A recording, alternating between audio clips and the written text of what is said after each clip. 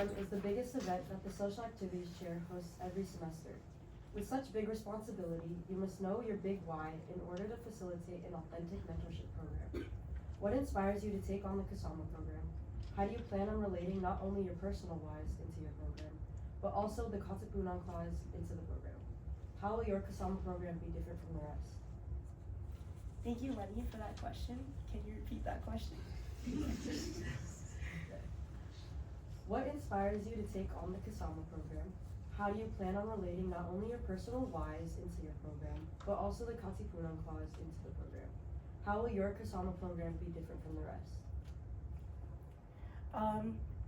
I strive to, from the beginning of the year, I made it very apparent that I wanted to run for this position because since the first day that I stepped into this space, it has done nothing but good.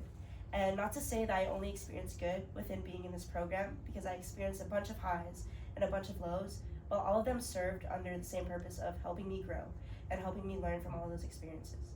So what makes me different, I feel, as running for social and what I would want to do for the next year is that, again, connecting back to my speech, I don't want to be just someone who makes pairings and makes socials.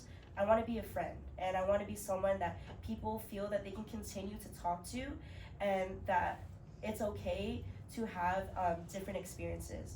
While a lot of people here can proudly say that they have had good experiences within Samahan, I think it's important to also open that bridge that it's okay to not have perfect experiences and to have those nuanced, like complex things that, you know, maybe not every Kasama applicant will have that strong connection with their big. And I think that really goes into like my why, and that I just want to be someone that is also like relatable to all. And while I am very grateful that I was picked up by not one, not two, but 3 people, I also want to bridge that gap between those who haven't been picked up and those who are picked up by 1 or 2 or pseudo. And I feel like it's important for me to make sure that regardless of where you come from, who you're picked up by, what fam you're in, that bridge is built between everyone, and that we all have that space to talk to someone. And while we might not always feel comfortable to talk to each other, I want to be someone that other people can talk to. So relating that back to the Katipunan clause, again, just making sure that we are that I am representing all those who might not feel heard in this space. So again, just removing any feelings about any bias or any, like, again, anyone with FAMs, regardless of where you come from, just opening arms to everyone and making sure that they know that they have someone to talk to.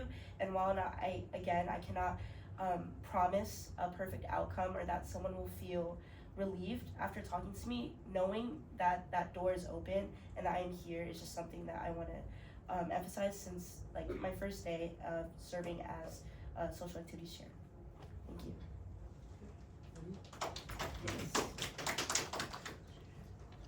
The Kasama program sees a large volume of applicants each semester.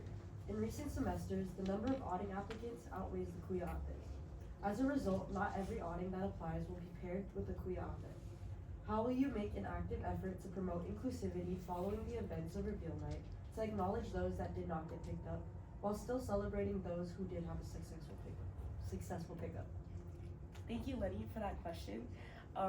I also wanted to say, full honesty, this is a question that I have been thinking about this entire year since the first day I've been picked up. Because my friends are not only just my twins. Some of my friends were not initially picked up. Some of my closest friends are spring pickups, and some of my friends are pseudoed. So just coming with that background and keeping an open mind of who I talk to and who I'm able to build connections with, that has really got me to thinking about this question for my entire time here at SDCU and at AB Samahan. So something that I want to do, while I already know we kind of have this year, is testimonials. But I would like to do them in a different way. I want them to be ready by the first Kasama orientation, both for mentors and mentees. And what that looks like with my values and what I want to bring out is getting them from a bunch of different people. So people who were, for example, only picked up during spring semester and how they felt before being picked up and after being picked up, those who started off with being pseudoed, those who were picked up how most people are during the fall reveal, and just again opening up the conversation that whether you are picked up or not, it is still okay to build those connections. Talking about like what I are touching on what I talked about in my speech. That is my main goal as a social, and it's again not to promise success and that every Kasama applicant will get picked up or will be satisfied with their pairing, but to know that it is okay to have those different experiences, because I feel that it is a big stigma that if you don't get picked up, then there's no reason to show up. But there is always a reason to show up, and there's always a space here, and that's something that I want to portray, especially with those testimonials being ready and coming from different backgrounds, different fams, different experiences within the first Kasama orientation and throughout the term as social. Thank you. Are you ready for your audience question? Yes. In the last few years, the social activities coordinators have struggled to conduct events with other organizations. Do you have any plans in working towards promoting more outreach with other orgs? Yes, I do. So something I've been thinking about is I had this experience throughout middle school and high school, and so we used to have this thing called Day on the Green.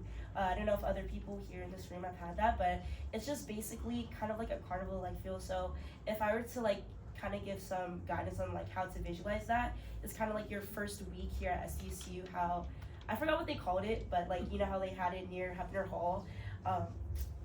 I'm really bad with like how like, yeah, but basically the first week of like SDSU, so kind of having that carnival-like feel, I want to invite other vendors with like more specifically maybe Filipino vendors throughout San Diego, invite them to join and to also promote small businesses, and then with that also reaching out to other orgs like APSA, other orgs like APITA to also join us and to just again unite the greater community. And yes, although we want to unite that Filipino community, I think just like community surrounding us and just anyone who is like open to that inclusivity and to just sharing like a love and a want for connection. So just planning that carnival-like feel, kind of like a Day on the Green, and also doing that in collaboration with our Safety Samahan pillars, like funding and maybe using that as a way to get some like extra money, and then also working with community and opening that up to the